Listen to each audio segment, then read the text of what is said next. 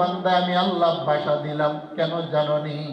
তুমি আমার দেওয়া জবান দিয়া জবানটা নাড়াইয়া পৃথিবীর যে কোনো প্রান্ত থেকে যদি আমাকে আল্লাহ বলে একটা ডাক দাও, তোমার জবানের ডাক শুনে আমি আল্লাহ বড় খুশি হয়ে যাই। আল্লাহু আকবার বলেন। আল্লাহ বলেন, শোনো, তোমার মা যেদিন তোমাকে জন্ম দিয়েছিল তোমার হাত ছিল কিন্তু ধরার ক্ষমতা ছিল না, তোমার পা ছিল দুর্বল কিন্তু তোমার দুর্বল পায়ে দাঁড়ানোর হাঁটার মতো ক্ষমতা ছিল না, তোমার জবান ছিল বটে কিন্তু জবানের ভিতরে বান্দা তোমার কোনো ভাষা ছিল না, আমার দেমাগ ছিল, আমার দেমাগের ভিতরে বাবা চিন্তা গবেষণার কোনো ক্ষমতা ছিল না। হে যুবক বন্ধু, লক্ষ্মীপুরের শোনো না, তোমার দেহ ছিল, দেহের ভিতরে কোনো যৌবন ছিল না। আল্লাহ বলেন, বান্দারে আমি তোমার কেমন রব্বেকারী, আমি তোমাকে সৃষ্টি করে তোমার দুর্বল দুইটা হাতের মধ্যে ধরার ক্ষমতা দিলাম। আমি মালিক দয়া করে তোমার দুইটা কুচি পায়ের মধ্যে দাঁড়ানোর এবং হাঁটার ক্ষমতা দিলাম। তোমার কুচি দেমাগের ভিতরে আমি আল্লাহ চিন্তা গবেষণার ক্ষমতা দিলাম। তোমার ছোট্ট দেহটার ভিতরে যৌবন দিলাম। বান্দা তোমার জবান ছিল, জবানের ভিতরে কোনো ভাষা ছিল না, ভাষা। আমি যেদিন জন্মগ্রহণ করেছিলাম সেদিন আমি আমার জবান দিয়ে মাকেও ডাকতে পারি নাই। আমার জন্মের দিনে আমি আমার জবান দিয়ে আমার বাবাকেও ডাকতে পারি নাই, ভাই বন্ধু কাউকে ডাকতে পারি না। আল্লাহ বলেন, গুলাম আমি তোমার কেমন রব্বে কারিম আল্লাহ, ধীরে ধীরে তোমার জবানের ভিতরে আমি আল্লাহ তোমাকে ভাষা শিখাইলাম। আর রহমান, আল্লাহু আকবার বলেন। আল্লাহ বলেন, আর রহমান আল্লামাল কুরআন খালাকাল ইনসানা আল্লামাহুল বায়ান। আল্লাহ বলেন, বান্দারে শোনো না, পৃথিবীর কত মাখলুকাত আমি আল্লাহ সৃষ্টি করেছি, কাউকে তোমার মতো কথা বলা শিখাই নাই রে। তোমার চাইতে বড় শক্তিশালী হিংস্র জানোয়ার আমি আল্লাহ সৃষ্টি করেছি, কিন্তু তাদেরকে তোমার মতো কথা বলা শিখাই নাই। সাগর মহাসাগরের ভিতরে তোমার চাইতে বড় শক্তিশালী তিমি মাছ আমি আল্লাহ সৃষ্টি করেছি, কিন্তু তোমার মতো এত সুন্দর করে কথা বলা আমি আল্লাহ শিখাই না। বান্দা বড় ভালোবেসে মানুষ তোমাকে ধীরে ধীরে জবানের ভিতরে কথা বলা শেখাইলাম। মা গাররাকা বিরাব্বিকাল কারীম। গোলাম বলো না, আজকে তুমি কেন মুখ ফিরিয়ে নিলে? ওয়াদা করেছিলে, তুমি কেন ওয়াদা লঙ্ঘন করলে? আজকে আমার দেওয়া জবান দিয়ে মারে মা বলে ডাকলে মার কলিজা ঠান্ডা হয়। আল্লাহর দেওয়া জবান দিয়ে বাবাকে বাবা বলে ডাকলে আমার আব্বা বড় খুশি হয়। আমার ছোট্ট বাচ্চাটাও যদি দরজার মধ্যে দাঁড়াইয়া সারাটা দিন আমার জন্য অপেক্ষা করে আমার বাবা কখন বাহির থেকে বাড়িতে আসবে, যেই মাত্র বাড়িতে যাই ছোট্ট বাচ্চা দরজার মধ্যে দাঁড়াইয়া বলে আব্বু আব্বু, আমার ছোট্ট বাচ্চার ডাকটা শোনার পরও সারাদিনের ক্লান্ত আমার দূর হয়ে যায়।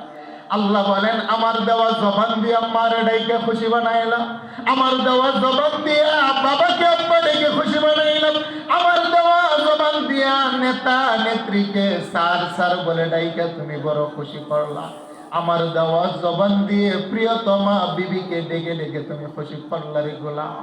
আমি মালিক না, লা তাখুযুহু সিনাতুন ওয়ালা নাওম, আমি ঘুমাই না, আমার কোনো তন্দ্রা নাই, তোমার জবানের একটা ডাক শোনার জন্য 24 ঘন্টা অপেক্ষা করি রে।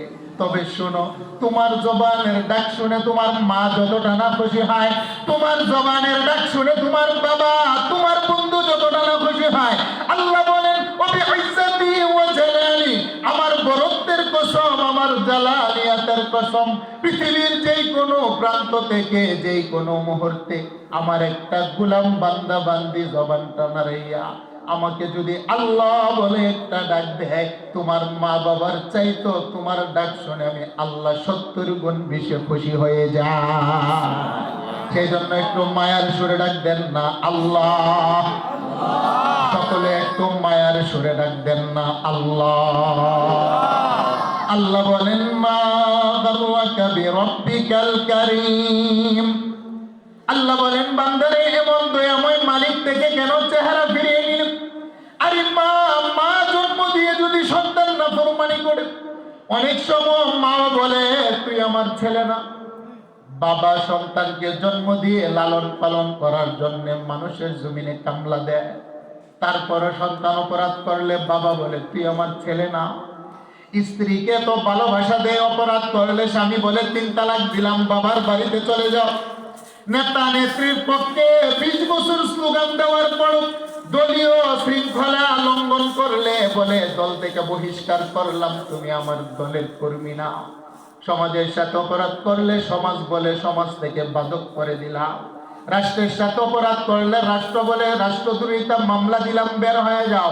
আল্লাহ বলেন বিরব্বিকাল কারীম, আরে আমি তোমার কেমন প্রেমময় আল্লাহ, তুমি তো গোলাম, মালিকই চিনো না রে। তুমি সকাল বেলা পাপ করো, আমি আল্লাহ দেখি জানি রে, তারপরও রহমতের দরজা বন্ধ করি না। দিনের বেলা পাপ করো, আমি মালিক দেখি জানি, রাত্রের বেলা পাপ করো, আমি মালিক দেখি জানি রে গোলাম, তারপরও দরজা বন্ধ করি না, তোমার গারে ধরে ধাক্কা দেই না। আরে মা তাড়িয়ে দিলে বাবার কোলে আশ্রয় পাওয়া যায়, বাবা সন্তানটাকে তাড়িয়ে দিলে গভীর রাত মা দরজার মধ্যে সিটকারি লাগায় না। বাবা যদিও ঘুমাই যায়, আমার মা বালিশে কান লাগাইয়া শুয়ে দেয়।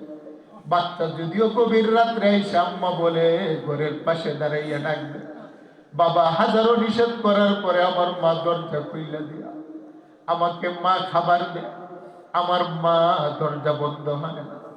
আল্লাহ বলেন বাবা তাড়িয়ে দিলে মায়ের কোলে আশ্রয় পাওয়া যায়, মা তাড়িয়ে দিলে বাবার কোলে আশ্রয় পাওয়া যায়, মা বাবা তাড়িয়ে দিলে সমাজের কাছে আশ্রয় পাওয়া যায়, সমাজ তাড়িয়ে দিলে রাষ্ট্রের কাছে গোলাম আশ্রয় পাওয়া যায়, রাষ্ট্র তাড়িয়ে দিলে ভিন্ন রাষ্ট্রে আশ্রয় পাওয়া যায়।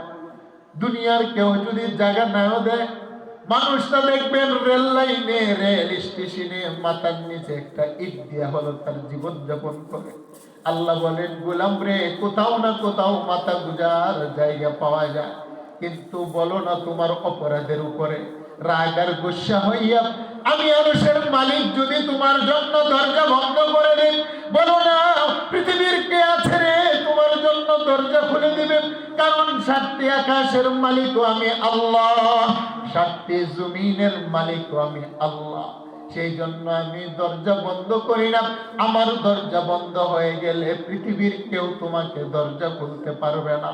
সেই জন্য হাজারো অপরাধ দেখার পরও আমি মালিক সাত্তার নামক চাদর দিয়া তোমার অপরাধ গুলাকে ডাইকা রাইখা প্রথম আকাশে শেষ রজনীতে এসে তওবার দরজা খোলা রেখে তোমাকে ডাকতে আরম্ভ করি।